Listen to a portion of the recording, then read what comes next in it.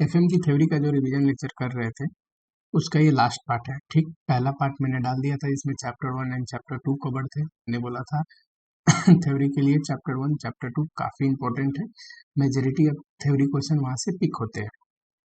अब बच गई और सारे चैप्टर में चैप्टर वाइज देखना कि और सारे चैप्टर में से कौन से क्वेश्चन है जो थ्योरी क्वेश्चन में आए हैं या आते हैं। ठीक है, चलो पहला है लिवरेज। देखो लिवरेज में मैंने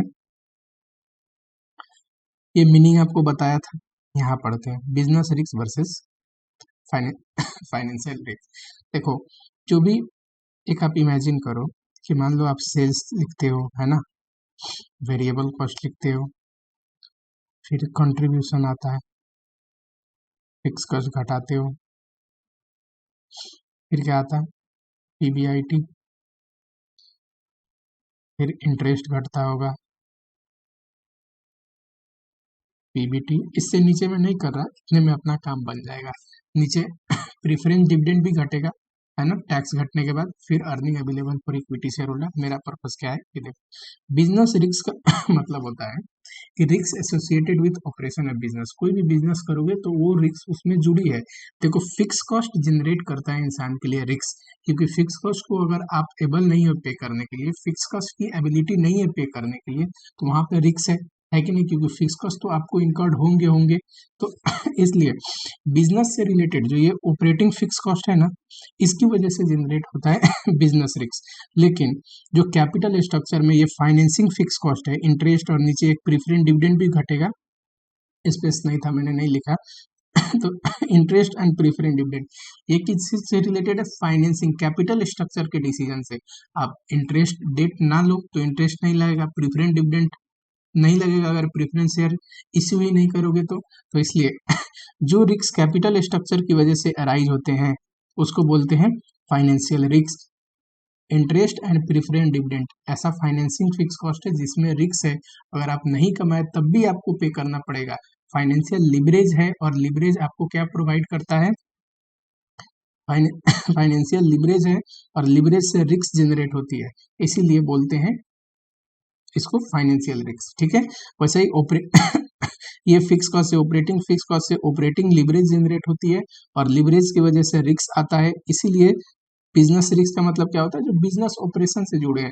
मान लो फैक्ट्री की रेंट हो गई, ऑपरेटिंग फिक्स कॉस्ट हो गया, है कि नहीं, ये जो रिस्क जनरेट करेगा उसको क्या बोलेंगे, बिजनेस रिस्क। अगला देखो अनएवॉइडेबल इन नेचर, ये एवॉइडेबल, जाहिर सी बात है वो बिजनेस करोगे तो वो रिस्क तो लेना ही पड़ेगा।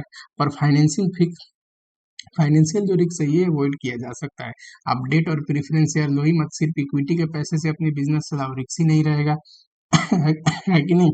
देखो इससे क्या फर्क पड़ता है, फाइन ये ऑपरेटिंग फिक्स कॉस्ट से पता है पीबीआईटी पे फर्क पड़ता है कि नहीं।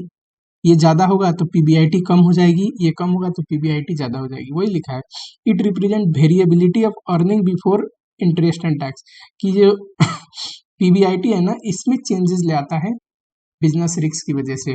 और ये जो है फाइनेंशियल रिस्क, इसकी वजह से कहाँ चेंजेस आते हैं, earning available for equity share holder. जाहिर सी बात है प्रेफरेंस डिविडेंड घटाने के बाद ये earning available for equity share holder, और यही है financial risk, interest and preference dividend financial cost. तो इस वजह से जो रिस्क होता है इसको फाइनेंशियल रिस्क बोलते हैं। इसको मैं पढ़ा रहा था अभी। तो इससे क्या फर्क पड़ता है तो इससे फर्क पड़ता है sir earning available for equity share holder पे। अगला जो डिफरेंस है वो मैंने लिखा है कि ये कैपिटल स्ट्रक्चर से रिलेटेड है, जाहिर सी बात है, और ये रेवेन्यू एंड कॉस्ट से रिलेटेड है, स्पेशली कॉस्ट से रिलेटेड है, ऑपरेटिंग कॉस्ट से रिलेटेड, कि कॉस्ट में कितना फिक्स कॉस्ट है। दूसरा देखो ये इंपॉर्टेंट था, यहाँ से क्वेश्चन पूछेगा।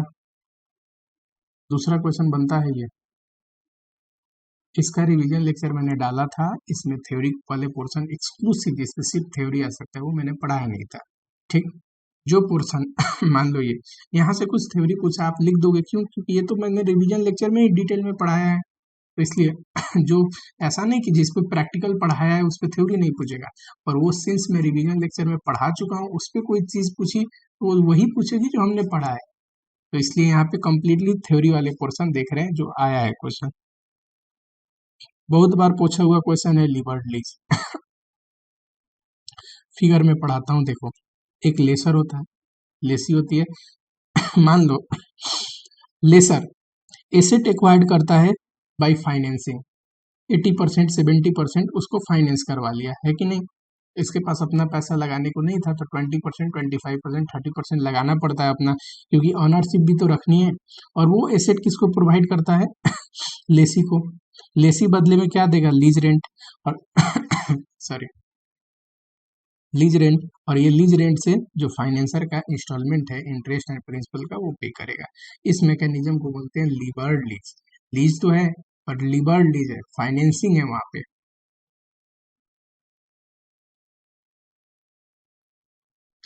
It involve three party lessor lessee. ये लिबर्ड लीज में क्या होता है? लेसर फाइनेंशियल बोरोइंग करता है, 80% के आसपास करता होगा, कुछ अपना भी पैसा डालता है, यही लिखा है यहाँ पे।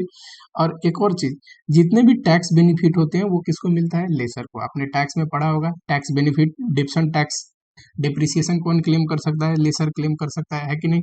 तो ये जितने भी टैक्स बेनिफिट मिलते हैं वो इसको मिलते हैं। obtain lesser obtain all the tax benefit associated with ownership। यहाँ स्टार दिया हुआ है, उसी स्टार को एक्सप्लेन किया है।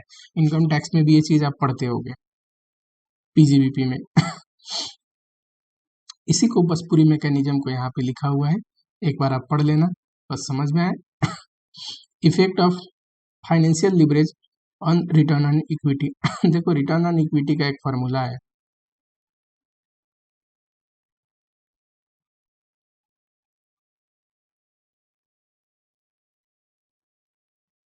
अब एक बात बताओ मेरे, रिटर्न ऑन इक्विटी ये तो फिक्स है, जितना है उतना है, पर ये चेंज होता रहता है। क्यों? क्योंकि ये है ना माइनस में। अगर ये ज्यादा है और ये कम है तो ये वैल्यू पॉजिटिव आएगा और ये बढ़ जाएगा, रिटर्न ऑन इक्विटी, है कि नहीं। यानी कि रिटर्न ऑन एसिड ज्यादा है कॉस्ट ऑफ डेट से, तो रिटर्न ऑन इक्विटी पे पॉजिटिव इंपैक्ट पड़ता है, रिटर्न ऑन इक्विटी बढ़ता है। एंड वाइस वर्सा, अगर ये ज्यादा ये कम तो ये निगेटिव हो जाएगी फिगर, ये टोटल निगेटिव हो जाएगी तो ये घट जाएगा और रिटर्न ऑन इक्विटी घट जाएगी। ठीक, तो यही है। रिटर्न ऑन इक्विटी पे पॉजिटिव इंपैक्ट पड़ता है अगर रिटर्न ऑन एसेट या return on investment cost of debt से ज्यादा है। ठीक है, और बाद में उसी को बारी बारी एक्सप्लेन कर देना कि इस फॉर्मूले में डी मतलब डेट, ई मतलब इक्विटी, के डी का मतलब होता है after tax cost of debt, R O A का मतलब होता है रिटर्न ऑन एसेट, जो कि ऐसे निकलता है नोपैट, इसी को बोलते हैं NOPAT, net operating profit after tax divide by capital employed. Ratio chapter में हमने पढ़ा है ये चीज। हाँ जी सर, पढ़ा है ये चीज। ठीक है, एक और चीज बोलो। इसको सिंपली आप ऐसे भी समझ सकते हो। एक बात बताओ, मैं एक फॉर्म हूँ, ओके, मैं अपनी जो भी इन्वेस्टमेंट है उस पर 12% कमाता हूँ। मान लो कहीं से मैं डेट लाया, उसका भी पैसा लगाया, और डेट का कॉस्ट है 10%, तो जो 2% एक्स्ट्रा कमा रहा हूँ उसका पैसा लेके आया, 12 कमाऊंगा, 10 दे दूंगा, तो डेट से जो 2% एक्स्ट्रा कमा रहा हूँ वो रिटर्न इक्विटी वाले के लिए आ जाएगा ना। रिमेनिंग वेल्थ तो इक्विटी में इंक्रीज होती है, तो रिटर्न ऑन इक्विटी बढ़ेगी, है कि नहीं। वही चीज तो यहाँ निकाला है अगर आप ध्यान से देखोगे तो। ठीक, अगर मान लो 10% में लोन लाया और सिर्फ 8% कमा रहा हूँ, तो वेल्थ यानी कि रिटर्न ऑन इक्विटी घटेगी, क्योंकि 2% तो मुझे एक्स्ट्रा देना पड़ रहा है ना। जो भी एक्स्ट्रा कमाई है ये है, ये परसेंटेज में डेट पे अप्लाई कर दोगे तो टोटल आ जाएगा अमाउंट में, और इक्विटी से डिवाइड कर दोगे तो वो इक्विटी का कितना परसेंट है वो आ जाएगा, और जोड़ दो इसमें जो हम खुद कमा रहे थे। हमारे केस में अगर 10% में अपने पे तो कमा ही रहा था, डेट वाले अमाउंट में भी 2% एक्स्ट्रा कमा रहा था, वो भी जोड़ दूंगा तो टोटल कमाई आ जाएगा जो इक्विटी के लिए है। चलो एक क्वेश्चन यहाँ पे भी बन सकता है, मार्केट इंपोर्टेंट इंपोर्टेंट 4 क्वेश्चन बनते हैं। Relationship between operating lease with BEP and margin of safety. BEP का फॉर्मूला बताओ। Fix cost divide by contribution per unit, इससे यूनिट में आंसर आता है, या फिर sir fix cost divide by PV ratio, इससे रुपीज में बीईपी से लाता है। देखो ऑपरेटिंग लिवरेज, ऑपरेटिंग लिवरेज बढ़ने का मतलब है ऑपरेटिंग फिक्स कॉस्ट बढ़ना है कि नहीं, और घटने का मतलब है फिक्स कॉस्ट घटना, ऑपरेटिंग फिक्स कॉस्ट है कि नहीं। अब बताओ मेरे को एक बात कि अगर ऑपरेटिंग लीवरेज बढ़ता है तो फिक्स कॉस्ट बढ़ जाएगा, कंट्रीब्यूशन पर यूनिट तो सेम ही रहेगा, तो बीईपी भी बढ़ जाएगा। तो क्या रिलेशन है ऑपरेटिंग लीवरेज और बीईपी में? डायरेक्ट रिलेशन है। क्यों? लीवरेज बढ़ाएंगे फिक्स कॉस्ट बढ़ जाएगा, बीईपी भी बढ़ जाएगा, and vice versa same. Leverage घटाओगे तो फिक्स कॉस्ट घट जाएगा, फिर बीईपी भी कम आएगा, क्योंकि कंट्रीब्यूशन पर यूनिट तो सेम है ना। अब दूसरा मार्जिन ऑफ सेफ्टी के साथ बताओ, पहला केस लेते हैं जो अभी हमने पढ़ा कि अगर, देखते रहना, BEP is equal to fix cost divide by contribution per unit. आप लैंग्वेज में लिख देना, मैं आपको यहाँ पे समझा रहा हूँ, सेम चीज मैंने लिखा है। बुक का एक एक लाइन बुक की में पढ़ने की जरूरत नहीं, ऑलवेज खुद से। हमने तो अभी पूरा सीए बन गए, अभी तक कभी भी मैंने बुक का लाइन रटा नहीं।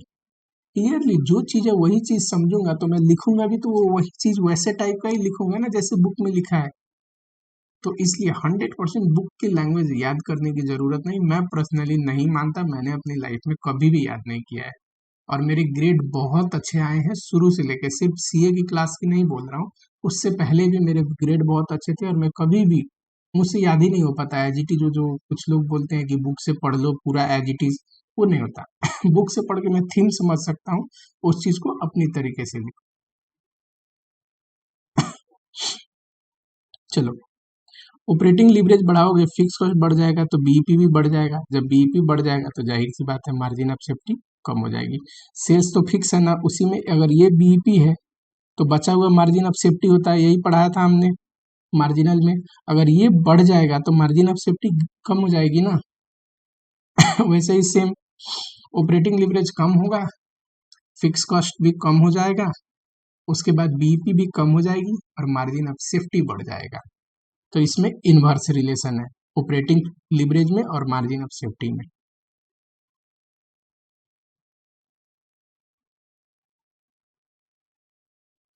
चार टॉपिक पढ़ाए मैंने, चारों इंपॉर्टेंट है, ध्यान रखना। डिविडेंड डिसीजन बताओ, थ्योरीज हमने पढ़ा था डिविडेंड डिसीजन के लिए, इस पे क्वेश्चन भी करे थे। थ्योरी से अगर कोई छोटा सा थ्योरी के बारे में लिखने आया तो आप लिख दोगे, क्योंकि मैंने इतने डिटेल में पढ़ाया था वहाँ पे। Pricing equation, optimum dividend policy क्या होगा, और दो थ्योरी के मीनिंग, इतने से ही सफिशिएंट हो जाएगा आपकी थ्योरी क्वेश्चन जो मैंने। और उसके बाद रेसिडुअल पढ़ाया था, रेसिडुअल से मैंने बोला था मैंने क्वेश्चन डाले हैं, बाई चांस हो सकता है आ जाए, पर बुक में इस पे क्वेश्चन उतने थे नहीं, है ना। और इस पे थ्योरी क्वेश्चन भी अभी तक नहीं पूछा है, पर सिंस मेरे रिवीजन लेक्चर में पढ़ोगे तो थोड़ा सा ही कम ही समय में मैंने कॉन्सेप्ट को एक्सप्लेन कर दिया है, तो वहाँ पे क्या दिक्कत है, वहाँ पे रिवाइज कर लोगे तो बढ़िया ही रहेगा बाई चांस पूछे तो। बट जो थ्योरी के लिए इम्पोर्टेंट है वो ये तीन।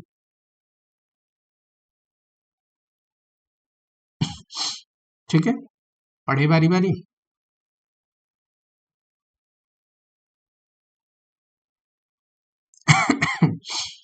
बाईबैक के बारे में, वैसे ये डिविडेंड वर्सेस बाईबैक लिखा है, पर वर्सेस कुछ नहीं है, चैप्टर डिविडेंड था ना, तो मैं बाईबैक के बारे में लिखते टाइम वर्सेस इसलिए लिख दिया हूँ कि अभी डिविडेंड तो आपने पढ़ लिया, आप थोड़ा बाईबैक के बारे में पढ़ो कि बाईबैक उससे अलग कैसे है। देखो, मान लो एक फॉर्म है ए लिमिटेड, इसके पास सफिशियंट फंड है,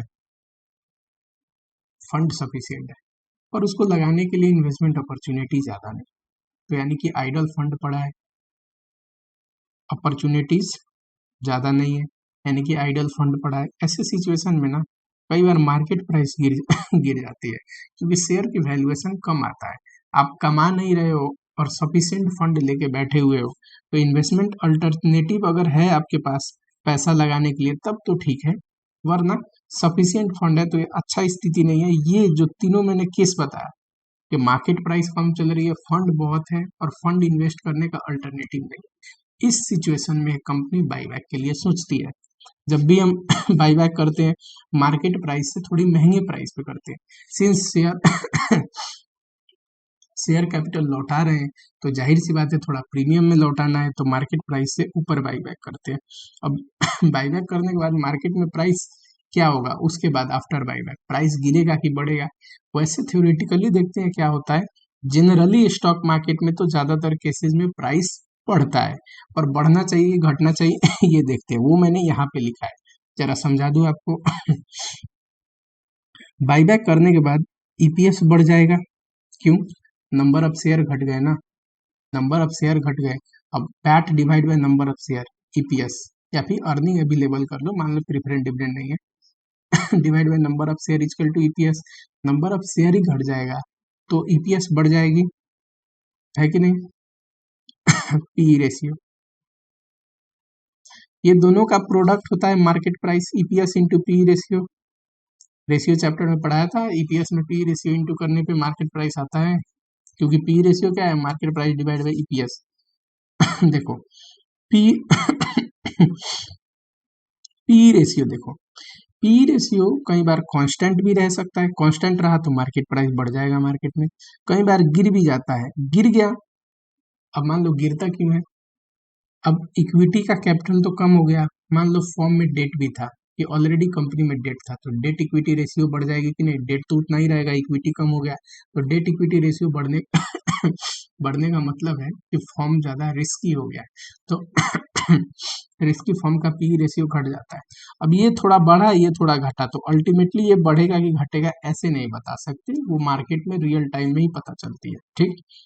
एक होता है लीवर्ड बाईबैक, यानी कि बाईबैक जो कि बोरोइंग करके किया गया हो, उसमें भी शेयर प्राइस गिरेगा कि बढ़ेगा ऐसे नहीं बता सकते, सिचुएशन स्पेसिफिक है, कभी बढ़ता भी है कभी गिरता भी है। रियल लाइफ में स्टॉक मार्केट में थोड़ा सा जनरली ज्यादातर केसेस में शेयर प्राइस बढ़ता है, क्योंकि कंपनी में डेट होती नहीं है, ईपीएस की पॉजिटिव इंपैक्ट की वजह से पी रेशियो सेम, ईपीएस अगर भागा ईपीएस अगर भागा तो उनका प्रोडक्ट मार्केट प्राइस भी भागना चाहिए। फैक्टर डिटरमाइनिंग डिविडेंड पॉलिसी, या फिर इसको डिटर्मिनेंट्स ऑफ डिविडेंड पॉलिसी भी बोल सकते हो, कि डिविडेंड कितना देना चाहिए, किन किन चीज़ों पे फर्क पड़ता है, देना चाहिए नहीं देना चाहिए। पहले लिक्विडिटी पोजीशन, फर्म के पास लिक्विडिटी पोजीशन है, क्योंकि डिविडेंड तो कैश में पे करना होता है, कहने को डिविडेंड होता है stock dividend and cash dividend, है ना, स्टॉक डिविडेंड मतलब बोनस शेयर, कैश डिविडेंड। और रियल लाइफ में पता है लॉ में लिखा है, अगर आप देखोगे कि जो डिविडेंड डिक्लेयर किया गया है ना एज ए डिविडेंड, उसको हमेशा कैश या कैश इक्विवेलेंट में ही पे करना पड़ेगा, तो उसके पास आपके आपके पास लिक्विडिटी भी तो होनी जरूरी है। वो फाइनेंस में कहने को मतलब है स्टॉक डिविडेंड, आपको देना है तो बोनस शेयर बोल के दो, ऐसा नहीं कि डिविडेंड अनाउंस किया और उसके बदले बोनस शेयर दे रहे हैं, नहीं, लॉ ने ऐसा बना रखा है। लिक्विडिटी पोजीशन हो तो हम लिबरल डिविडेंड पॉलिसी फॉलो करते हैं, डिविडेंड देते हैं, और लिक्विडिटी पोजीशन अगर ना हो कि हमारे पास उतने कैश अवेलेबिलिटी नहीं है पे करने के लिए, तो हम टाइट डिविडेंड पॉलिसी फॉलो करते हैं। Sorry, investment opportunity, investment opportunity है तो डिविडेंड मत दो, टाइट डिविडेंड पॉलिसी फॉलो करो, क्यों, उसी पैसे को इन्वेस्ट कर दो ना, नहीं है तो दे दो डिविडेंड। फ्लोटेशन फ्लोटेशन कॉस्ट और न्यू इश्यू, अगर ज़्यादा है फ्लोटेशन कॉस्ट, नया पैसा कहीं से लाएंगे नए सोर्स से, तो क्या करो, यही कमाई एज ए इन्वेस्ट कर दो, डिविडेंड ना दो, तब टाइट डिविडेंड पॉलिसी फॉलो करते हैं। सेम लिखा है, if flotation cost of new share is high the firm will adopt tight dividend policy. आप पढ़ोगे कुछ ऐसा नहीं लिखा होता जो मैं आपको समझा रहा हूँ, सेम वैसे ही लिखा होगा, कुछ भी इससे अलग नहीं लिखा होगा। Availability of finance from various source, अगर फर्म के पास ऑप्शन है कि बहुत सारे सोर्स से पैसा ले आ सकता है, तब डिविडेंड दे देगा, क्यों, जरूरत पड़ेगी तो पैसे ले आएगा ना। अगर ऑप्शन नहीं है तो डिविडेंड नहीं देगा, उसको रोक के रखेगा इन्वेस्ट करने के लिए। रिस्ट्रिक्टिव कोवेनेंट का मतलब जो भी लोन वोन जब फंड अरेंज करे उसमें टर्म्स कंडीशन कैसा है, अगर बहुत झंझटिया टर्म्स कंडीशन है तो हम कोशिश करेंगे कि लोन वोन ले ही ना, अपना ही पैसा इन्वेस्ट कर दे डिविडेंड ना दे के, है कि नहीं। इन्वेस्टर प्रेफरेंस, जनरली लो कॉर्पोरेट गवर्नेंस जिस कंट्री में होती है ना, जिस इकोनॉमी में, कि कंपनी दिन रात फ्रॉड फ्रॉड फ्रॉड कर रहे हैं, कंपनी रूल्स रेगुलेशन फॉलो नहीं कर रहे हैं, प्रॉपर एक रूल्स नहीं है कंपनी के लिए, तो वहाँ इन्वेस्टर चाहता है भैया जो भी है पूरी कमाई डिविडेंड बांट दो, कब फ्रॉड हो जाए कब क्या हो जाए हमें क्या मालूम। टैक्स इम्प्लीकेशन इसको भी ध्यान देना जरूरी है कि डिविडेंड देते टाइम कंपनी पे क्या टैक्स लग रहा है और शेयर होल्डर पे क्या टैक्स लग रहा है कि नहीं। चलिए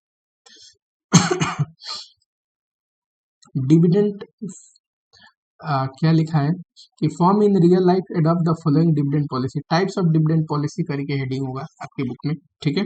यहाँ लिखा है टाइप्स ऑफ डिविडेंड पॉलिसी या dividend policy in real life. एक है कांस्टेंट पे आउट, मान लो हमने सोच लिया 40% डिविडेंड देंगे हर एक साल कमाई का, इसको बोलते हैं कांस्टेंट पे आउट, जहाँ पे आउट फिक्स है। ये सबसे खराब डिविडेंड पॉलिसी है। अर्निंग ज्यादा तो डिविडेंड ज्यादा हो जाएगा, क्योंकि 40% अप्लाई करोगे ना ईपीएस पे। अर्निंग कम तो डिविडेंड कम, एंड ये अनसर्टेन एंड अनस्टेबल डिविडेंड होगा। कांस्टेंट डीपीएस, हमने बोला डिविडेंड हर एक साल देंगे 4 रुपया, अब ये 4 ही रुपया हर एक साल देंगे। कांस्टेंट डीपीएस में एक तो चीज है स्टेबल है, और दूसरी प्रॉब्लम क्या है, ग्रोथ नहीं है इसमें। हर एक साल तो यार इन्फ्लेशन बढ़ रहा है, तो आपको डिविडेंड भी बढ़ा के देनी चाहिए। कांस्टेंट डिविडेंड प्लस ग्रोथ, ये सबसे बढ़िया डिविडेंड पॉलिसी है। मान ले मिनिमम डिविडेंड हम अनाउंस कर देते हैं 10, और बोलते हैं हर एक साल हम उसको कुछ ना कुछ ग्रो करके देंगे। इस साल 10 दिया तो अगले साल 10% ग्रो करके मान लो 11 दिया, अगले साल फिर 10% ग्रो करके दिया। अगला है रेसिडुअल पॉलिसी, ये बड़ी सिंपल सा है। कहता है जो भी कमाई है, ठीक है, अगर कहीं इन्वेस्टमेंट करना है और इक्विटी से पैसा लेना है, तो उस कमाई में से पहले हटा लो वो इन्वेस्टमेंट के लिए, बचा हुआ डिविडेंड दे दो। PAT minus equity portion of investment, investment करने के लिए पैसा डेट से भी आ सकता है, इक्विटी से भी।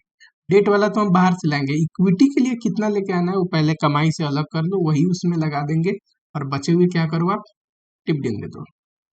चलो चैप्टर खत्म हुआ, 3 क्वेश्चन था, वेरी इंपॉर्टेंट, याद रखना।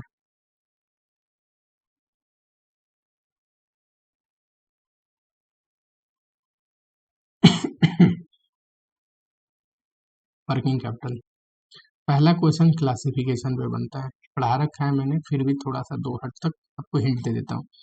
ग्रोस वर्किंग कैपिटल मतलब करंट एसेट, एसेट का gross, accumulation of current asset. Net का मतलब करंट एसेट में से करंट लायबिलिटी घटाने के बाद, यही लिखा है difference between current asset and current. Permanent का मतलब एक वर्किंग कैपिटल होता है मिनिमम वर्किंग कैपिटल, जो हमेशा ही बिजनेस में चाहिए। फॉर एग्जाम्पल मान लो एक दुकानदार है वो अपने गले में हमेशा 10,000 रखता है कि नहीं, और अपनी दुकान में हमेशा 1 लाख का स्टॉक रखता है, तो 1,10,000 क्या है, और मान लो उधार पे हमेशा उसकी 20,000 रहती है, तो ये 1,30,000 क्या है, परमानेंट वर्किंग कैपिटल है, ये हमेशा ही उतना फंसा रहेगा। एक होता है टेम्पोररी मतलब over and above permanent working capital, ये परमानेंट है और ये टेम्पोररी, टेम्पोररी वाला बढ़ता घटता रहेगा, परमानेंट हमेशा फिक्स रहता है। कई बार ऐसे फिगर एक बनता है कि टेम्पोररी बढ़ता घटता रहता है, पर परमानेंट शॉर्ट रन में तो नहीं बढ़ता घटता, पर बिजनेस ऑपरेशन बढ़ा दोगे तो उसको भी थोड़ा बढ़ाना पड़ेगा। दुकान का साइज डबल कर दिया तो 10,000 गले में रखने से काम नहीं चलेगा, हो सकता है 20,000 रखना पड़ेगा।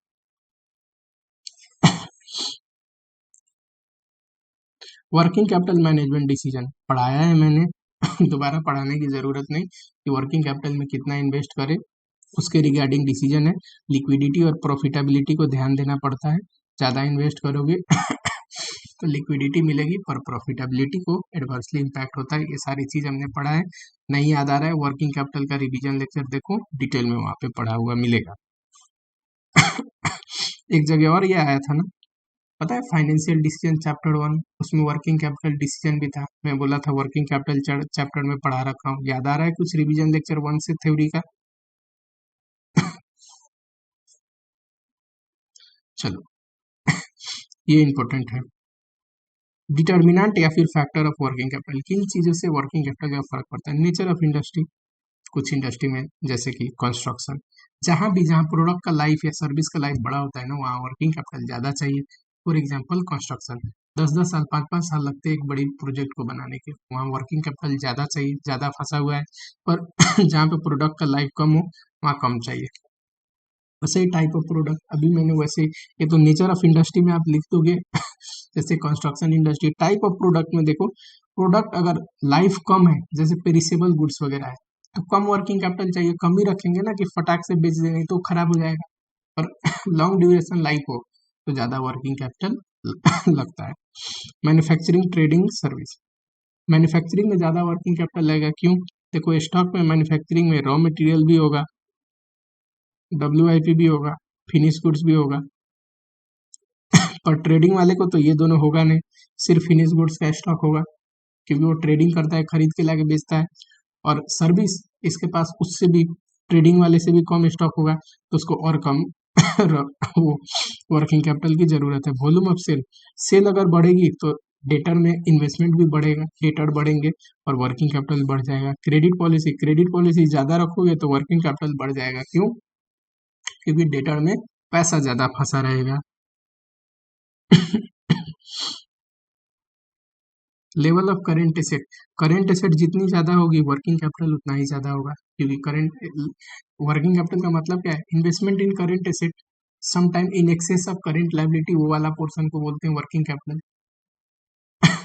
डिमांड कंडीशन, प्रोडक्ट का डिमांड ज्यादा है, सेल ज्यादा हो रहा है, तो आपको वर्किंग कैपिटल की रिक्वायरमेंट ज्यादा पड़ेगी, डिमांड कम है तो कम पड़ेगी।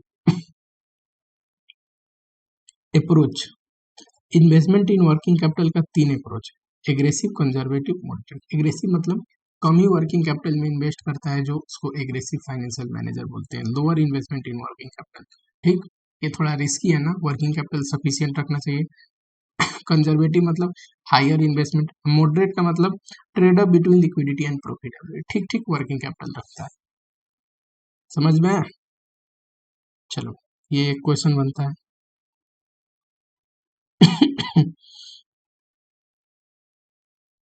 ये सब हमने पढ़ा हुआ है, यहाँ से 2-3 क्वेश्चन बनते हैं, मैंने बता दिया।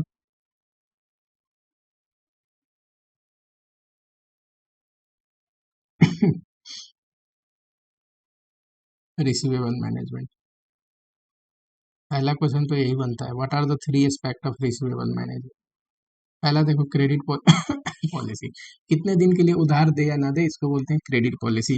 वाइल डिटरमाइनिंग क्रेडिट पॉलिसी, किन चीजों का ध्यान देना पड़ेगा? There should be trade off between profit on additional sale and cost. ये मैंने डेटर मैनेजमेंट पढ़ाते टाइम भी पढ़ाया था, पहला वाला चार्ट जो अभी बता रहा हूँ, कि डेटर को दोगे उधार पे तो प्रॉफिट ऑन एडिशनल सेल ध्यान देना पड़ेगा, कि सेल बढ़ जाएगा, उससे कमाई बढ़ जाएगी। और डेटर पे दोगे तो कुछ कॉस्ट भी बढ़ जाएंगे, कि कलेक्शन कलेक्शन करने के लिए आपको खर्चे करने पड़ेंगे, एडमिनिस्ट्रेशन के लिए अपॉर्चुनिटी कॉस्ट बढ़ जाएगा, उसमें पैसा फंस गया हमारा। तो ट्रेड ऑफ होना चाहिए, हमेशा प्रॉफिट ज्यादा होना चाहिए, लॉस कम, उस चीज को ध्यान देंगे। क्रेडिट पॉलिसी डिसाइड करने टाइम 3 चीजों को फोकस करना पड़ता है, ये भी इंपॉर्टेंट है। क्रेडिट पीरियड, कितने दिन के लिए उधार दे, कैश डिस्काउंट, कितना कैश डिस्काउंट, और भी कोई मैटर है उसको ध्यान देना चाहिए। बी नंबर है क्रेडिट एनालिसिस, मतलब कितना कितना रिस्क इन्वॉल्व है क्रेडिट देने के लिए, इसको बोलते हैं क्रेडिट एनालिसिस। यानी कि एक डेटर का क्रेडिट वर्दीनेस चेक करने को बोलते हैं क्रेडिट एनालिसिस, की उधार दे कि ना, रिस्की तो नहीं है, पता चले दिया और कभी रिकवरी ना कर पाया। Control of receivable, control of receivable तीसरा पॉइंट है, यानी कि अगर आप दे चुके तो इन चीजों को ध्यान दो, फॉलो अप करो, उसको कलेक्शन पॉलिसी बनाओ कि कैसे पैसे को कलेक्ट करेंगे है कि नहीं, और कोशिश करो कलेक्शन बिफोर ड्यू डेट।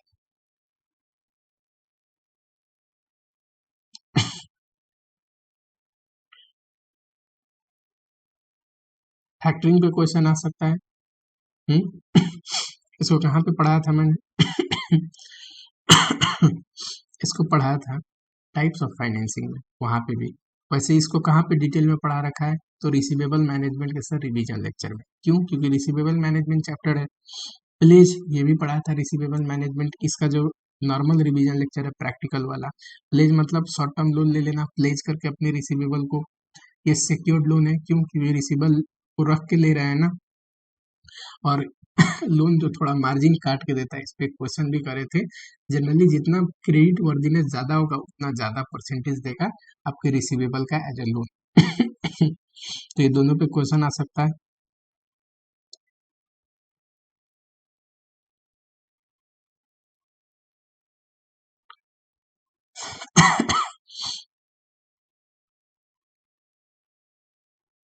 चलो, ये देखो, मॉनिटरिंग ऑफ रिसीवेबल।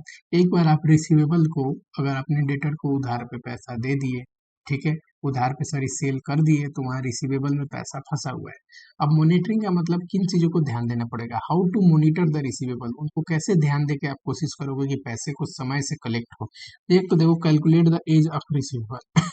देख लो कि रिसीवेबल कितने दिन में पैसा दे रहे हैं, इसको होल्डिंग पीरियड भी बोलते हैं ना। उसके बाद एज शेड्यूल बनाओ, एज शेड्यूल का मतलब डिवाइड कर दो, फॉर एग्जांपल 10 डेज के अंदर कितने लोग देते हैं, 20 डेज के अंदर कितने लोग देते हैं, 30 डेज के अंदर कितने लोग देते हैं। इससे क्या पता चलेगा इससे पता चलेगा ये हाईली लिक्विड और लेस लिक्विड रिसीवेबल कौन है। ये हाईली लिक्विड है, फटाक से पैसे देता है, ये उससे कम, ये उससे कम, है कि नहीं। थर्ड है कलेक्शन प्रोग्राम, कलेक्शन प्रोग्राम भी बनाओ उनको ईमेल करो, इंटीमेट करो, है कि नहीं, लीगल एक्शन दो अगर पैसे नहीं दे रहे हैं तो। सिंपल सिंपल सा पॉइंट है।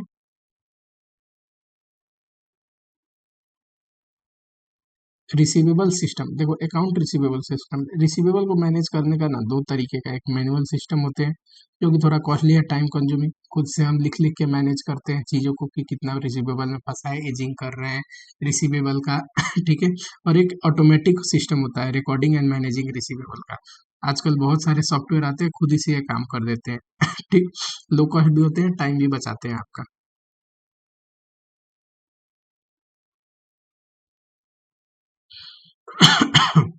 Sorry.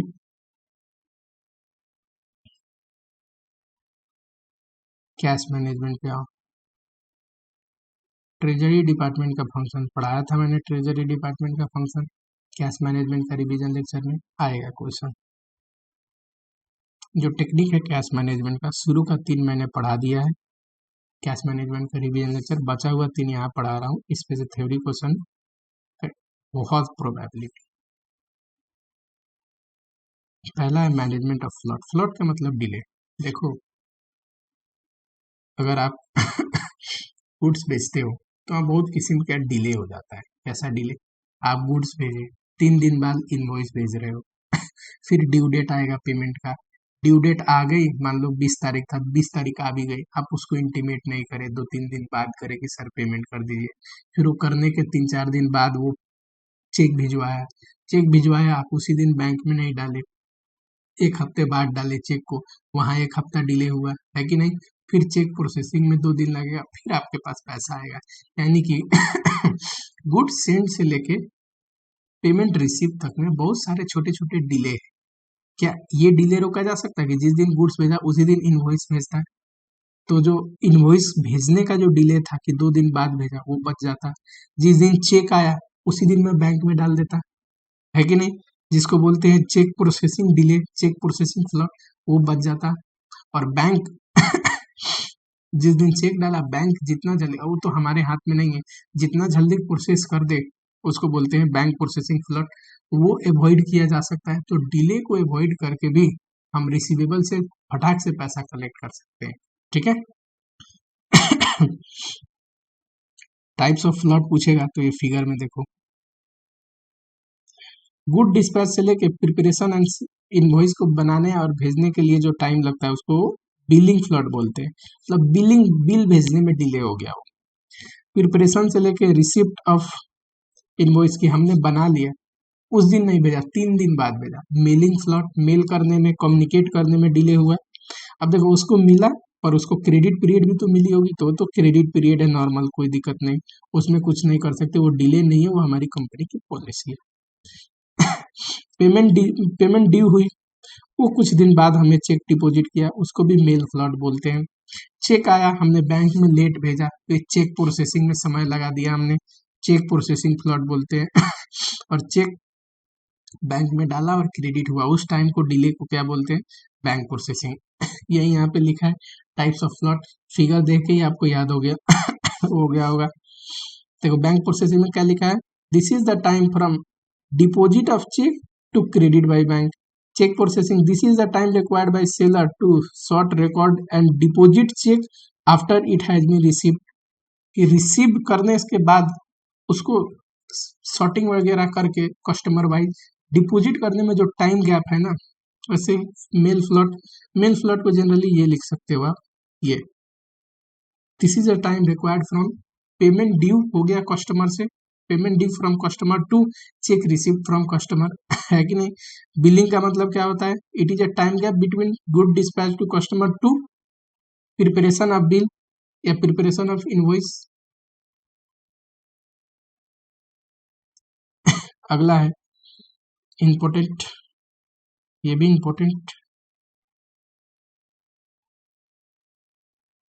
Concentrated acceleration cash collection. कैसे कैश कलेक्शन को फास्ट किया जा सकता है? पहला है कंसंट्रेटेड बैंकिंग। देखो इमेजिन करो एक कंपनी है जिसका हेड ऑफिस दिल्ली में है, बहुत सारे ब्रांच ऑफिस है। कंसंट्रेटेड बैंकिंग होता क्या है, जितनी भी शहर है वहां पे एक ब्रांच खोल लो, collection centre, specially collection centre बोलो ब्रांच। मुंबई वाला पूरा मुंबई का जितने भी कस्टमर है उनको कलेक्ट करके बैंक में डिपॉजिट कर देगा मुंबई में। ये वैसे ही पटना वाला, पटना के जितने भी कस्टमर है फटाफट उनसे कलेक्ट होगा चेक और बैंक में डिपॉजिट कर देगा पटना वाले। और सारा एट द एंड वैसे ही हरियाणा, वैसे ही गोवा सेंट वो ये क्या कर देंगे, हेड ऑफिस के खाते में ट्रांसफर कर देंगे। इसको बोलते हैं कंसंट्रेटेड बैंकिंग। अगर हेड ऑफिस खुद ही पूरे देश में चारों ओर कलेक्ट करता फिरता तो बहुत समय लगता। उससे बनिए आप एक क्या करो कि हर एक जगह पे लोकेशन पे सेंटर खोल दो, कलेक्शन सेंटर। वो कलेक्ट करके अपने लोकल डिपॉजिट कर देंगे लोकल बैंक में और बैंक से सीधा ट्रांसफर हो जाएगा हेड ऑफिस में। लॉक बॉक्स सिस्टम, जितने भी आपके रीजन है जहाँ पे आपके कस्टमर है या फिर ज्यादा कस्टमर, वहाँ पे एक बॉक्स बना दो लॉक बॉक्स, जिसमें चेक कोई डाल सकता है। जैसे पेमेंट डिले हुई, ड्यू हुई, आप बोलो कि आपको हमारी कंपनी में आने की जरूरत नहीं, अगर आपको समय लग रहा है तो आपके एरिया में बॉक्स है वहाँ पे आप चेक डाल दीजिए। जब वो चेक डाल देंगे, आप क्या करो एक बार चेक कलेक्ट करो और बैंक में डाल दो, इससे भी टाइम बच जाएगी, है कि नहीं? तो ये है lock lock box system. Regional basis पे कस्टमर सेंटर, जहाँ पे कस्टमर ज्यादा है, कस्टमर सेंटर है, वहां पे आपको बनानी चाहिए। अगला है कैश मैनेजमेंट का तरीका, marketable management of marketable security. ये क्या कहता है, अगर सफिशियंट कैश है, by marketable security and on return. अगर कैश की डिफिशियंसी है, सेल मार्केटेबल सिक्योरिटी, है कि नहीं, सेल आउट करो। इट विल प्रोवाइड लिक्विडिटी, आपको सेल आउट करके और लिक्विडिटी पैसा ले आओ, है कि नहीं, जरूरत है तो। और मार्केटेबल सिक्योरिटी में ये भी इंपॉर्टेंट है, मार्केटेबल सिक्योरिटी में इन्वेस्ट करने के लिए किन किन चीजों को ध्यान देना चाहिए। तो सेफ्टी, देखो हम कोशिश करेंगे कि रिटर्न भी कमाए प्लस हमारा सेफ भी हो, ऐसी सिक्योरिटी में इन्वेस्ट करेंगे। वैसे तो देखो जितना रिटर्न ज्यादा कमाना चाहोगे उतना ही रिस्क ज्यादा लेना पड़ेगा, लेकिन कोशिश करेंगे सेफ मार्केटेबल सिक्योरिटी में इन्वेस्ट करें, है कि नहीं। ऑब्जेक्टिव होगा liquidity with minimum risk. Maturity, ये हमारी कैश नीड के अनुसार, कि हमें मान लो 2 महीने बाद पैसा चाहिए तो ऐसे ही इन्वेस्टमेंट करेंगे ना जो 2 महीने बाद ले आ भी सके उसमें से बेच के पैसा। तीसरा मार्केटेबिलिटी, मतलब इजिली लिक्विड हो, बेचते time easily buyer seller available हो कि मैं उस चीज को बेच के पैसा ले आ पाऊँ।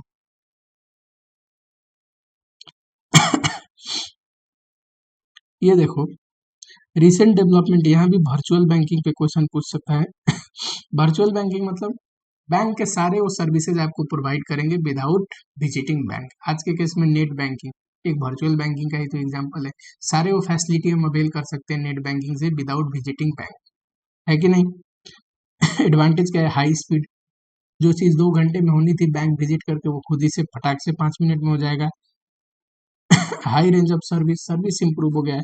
Lower cost of handling transaction, जाहिर सी बात है कस्टमर खुद ही से अपना ट्रांजेक्शन कर ले रहा है, हैंडलिंग कॉस्ट लग नहीं रही है। चलो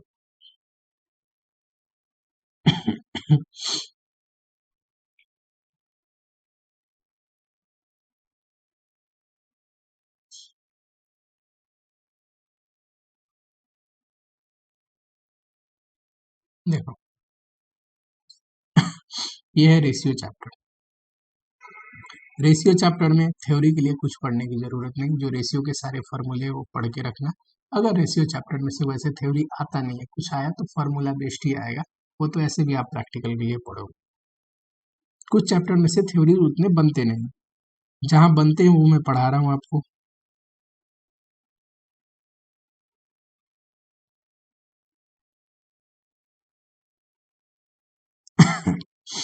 उसके बाद कॉस्ट ऑफ कैपिटल देखो, कॉस्ट ऑफ कैपिटल में से भी थ्योरी पॉइंट ऑफ व्यू से उतना कुछ इंपॉर्टेंट है नहीं।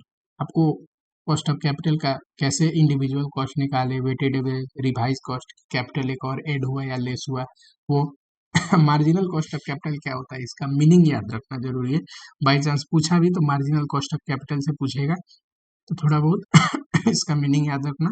कॉस्ट ऑफ कैपिटल तो हमने पढ़ ही रखा है, इसमें कुछ भी ऐसा एडिशनल मेरे पढ़ाने लिए नहीं है, रिवीजन लेक्चर में सफिशिएंटली हमने कवर किया है।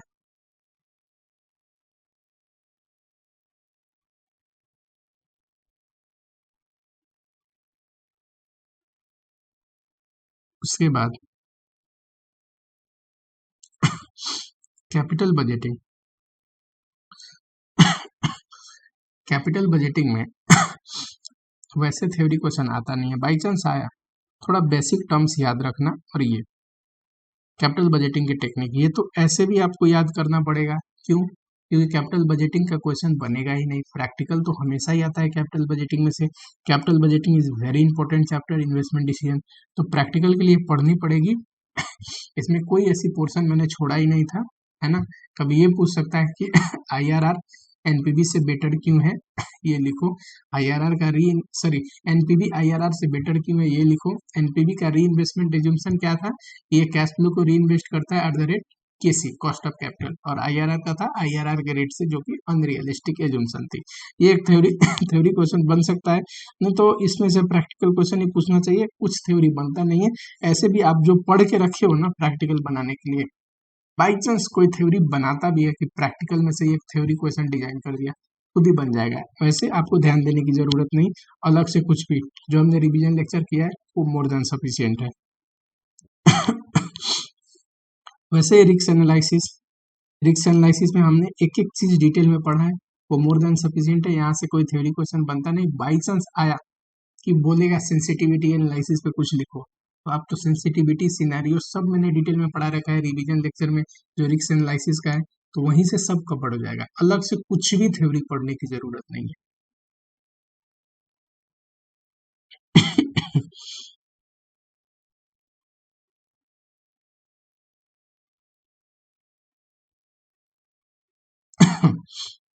अच्छा चैप्टर है, इसमें से आएगा theory question.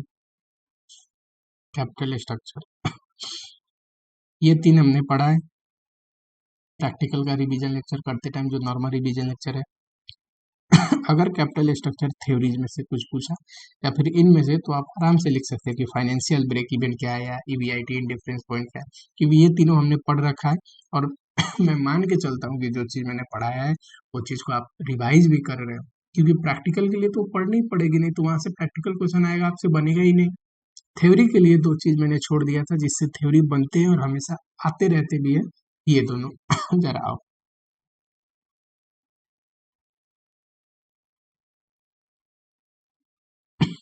Factor affecting sorry factor affecting capital structure, इस पे भी थ्योरी क्वेश्चन आ सकता है, या फिर इसका पॉइंट नंबर 1 है ना, ये बहुत इंपॉर्टेंट है, ये तो अलग से एक थ्योरी क्वेश्चन आता है। पहला है फाइनेंशियल लिवरेज, ये और होगा, और trading and equity.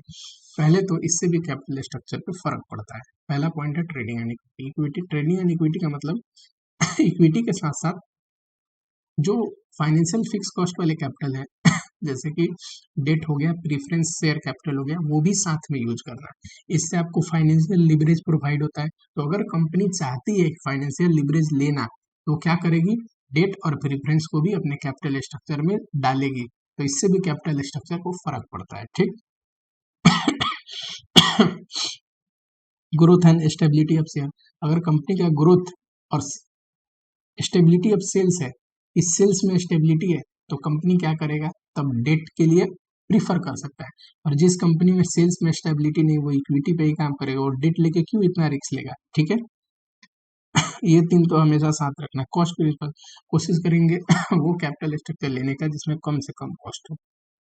Risk principal, कोशिश करेंगे वो कैपिटल लेने का जिसमें क्या हो, रिस्क कम से कम हो। देखो फिक्स कॉस्ट कैपिटल जो है स्पेशली डेट में सबसे ज्यादा रिस्क है। क्यों? आप कमाओ ना कमाओ, इंटरेस्ट आपको देना पड़ेगा। इक्विटी में कम रिस्क है, क्योंकि इक्विटी में डिविडेंड तब दोगे जब आप कमा रहे हो, या फिर न दो, ऑब्लिगेटरी नहीं है। कॉस्ट, ये कंट्रोल प्रिंसिपल कंट्रोल डाइल्यूट ना हो जाए, इस चीज को ध्यान देना पड़ेगा। इक्विटी शेयर से कंट्रोल डाइल्यूट हो जाता है, पर प्रेफरेंस एंड डेट से नहीं होता है कंट्रोल डाइल्यूट, यानी कि ऑनरशिप डाइल्यूजन फ्लेक्सिबल, फ्लेक्सिबिलिटी को भी ध्यान देना जरूरी है। कैपिटल फ्लेक्सिबल होगा तो जब हमारी जरूरत नहीं है हम उसको रिडीम कर सकते हैं। जैसे डेट, लोन लिया है, जब जरूरत खत्म हो गई लेन दे सकते हो, पर इक्विटी एक बार इश्यू कर दिया तो परमानेंट कैपिटल है, तो उसमें फ्लेक्सिबिलिटी नहीं है। और भी कुछ कुछ कंडीशन है, अदर्स करके लिख देना।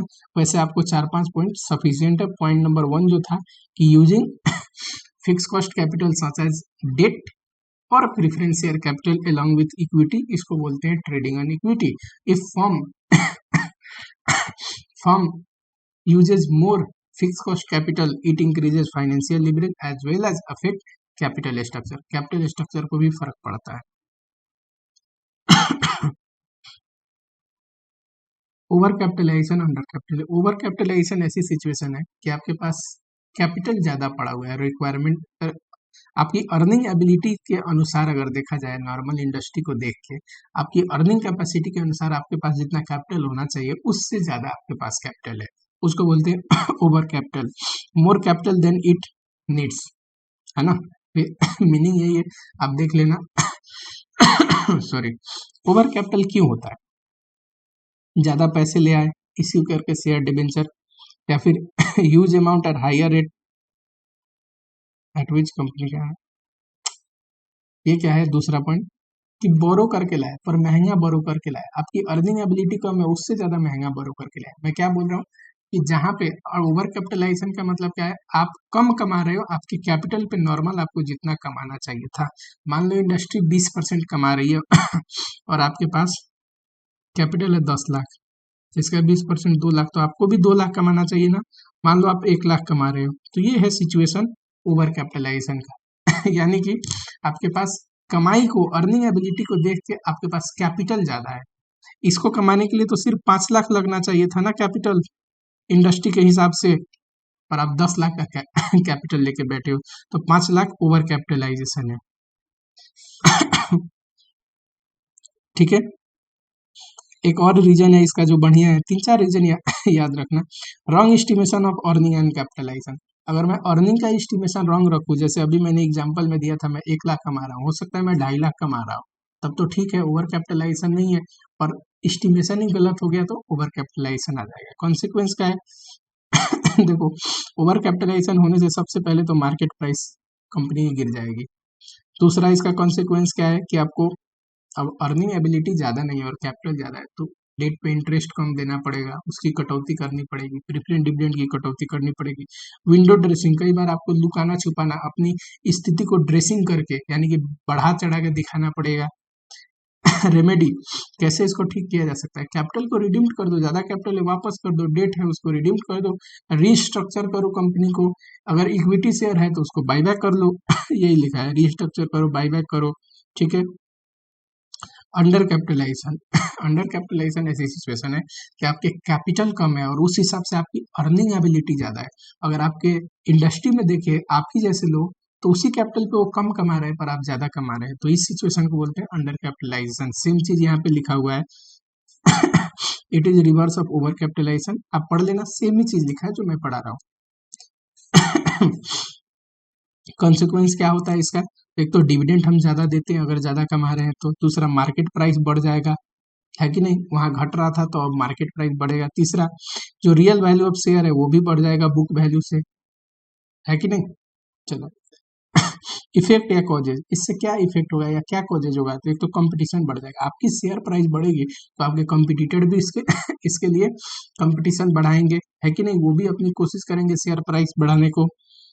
High rate of dividend encourage the worker union to demand wage, अब डिविडेंड आप ज्यादा दोगे, आप ज्यादा कमा रहे तो जाहिर सी बात है जो वर्कर यूनियन है वो भी अब डिमांड करेंगे कि हमें भी ज्यादा मिलनी चाहिए।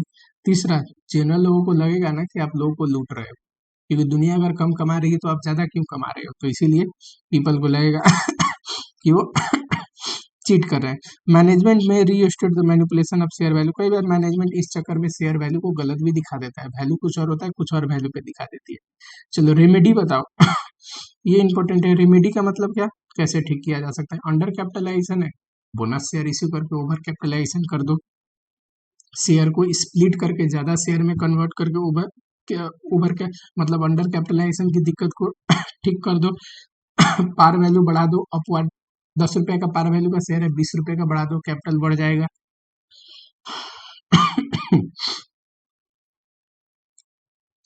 ये कम दोनों का कंपैरिजन देखो, दोनों में से कोई भी सही नहीं है। अंडर कैपिटलाइजेशन थोड़ा हद तक सही है, पर ओवर कैपिटलाइजेशन बिल्कुल डिजास्टर है। अंडर कैपिटलाइजेशन भी किसी भी चीज का ज्यादा होना सही नहीं है।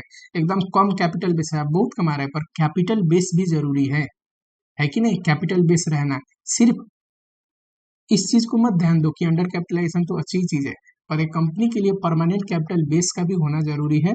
ठीक, तो इसीलिए अंडर ओवर कैपिटलाइजेशन दोनों में दिक्कत है। कोशिश करनी चाहिए एडिक्वेट एंड अप्रोप्रिएट कैपिटल होने का। और ओवर कैपिटलाइजेशन बहुत खराब सिचुएशन है कि आपके पास कैपिटल ज्यादा है, पैसे ज्यादा है, और कमा ही नहीं रहा है आप उस पैसों पे। सॉरी, चलो, आई थिंक मैंने पढ़ा दिया है आपको सारा। हम्म,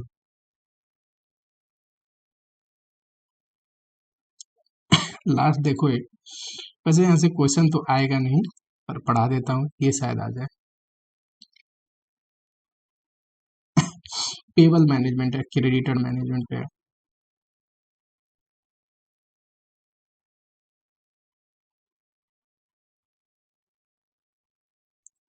देखो, क्रेडिट अगर हम अवेल कर रहे हैं, है ना, तो कॉस्ट ऑफ अवेलिंग क्या है और नॉट अवेलिंग क्या है? तो देखो, कॉस्ट ऑफ अवेलिंग में एक तो लॉस ऑफ गुडविल, कई बार ज्यादा क्रेडिट लेने पे भी इंसान, ज्यादा उधार लेने पे भी फॉर्म की गुडविल खराब होती है। दूसरा, प्राइस क्या लिखा है? If we avail credit facility it is not possible to avail discount.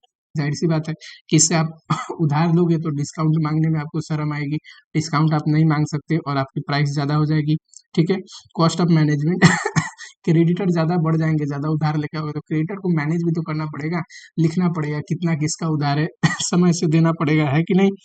कई बार कंडीशन में क्या है कि कई बार देखो साइज देख के ही कोई उधार देता है, छोटा साइज है तो उधार नहीं देगा, बड़ा साइज है तो उधार देगा, तो कंडीशन देख के भी होता है आपको, क्रेडिट आपको लेना चाहिए कि नहीं लेना चाहिए। नॉट अवेलिंग में देखो, अगर क्रेडिट आप नहीं ले रहे हैं तो इंटरेस्ट का लॉस है, आपको जल्दी पेमेंट करनी पड़ेगी। आप उस पैसे को मान लो 20 दिन बाद आप पेमेंट कर सकते हैं, आज कर रहे हैं तो 20 दिन का इंटरेस्ट लॉस हुआ कि नहीं उस पैसे पे। और दूसरा, इनकन्वीनियंस टू सप्लायर, अगर आप अवेल नहीं कर पर अगर आप अवेल नहीं कर रहे हो क्रेडिट, एक सेकंड,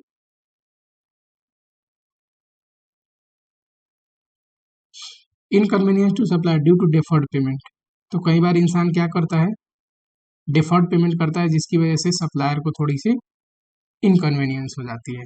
ठीक है, सिंपल सा है ये, उतनी इंपॉर्टेंट तो नहीं है, फिलहाल मैंने बता दिया आपको थोड़ा ध्यान रखना, बाई चांस क्वेश्चन आ जाए। ठीक, जितने भी थ्योरी क्वेश्चन थे चैप्टर वाइज हमने देख लिया, सारे theory question more than sufficient है, इससे ज्यादा आपको करने की जरूरत नहीं, सब बन जाएगा। ठीक है, चलो।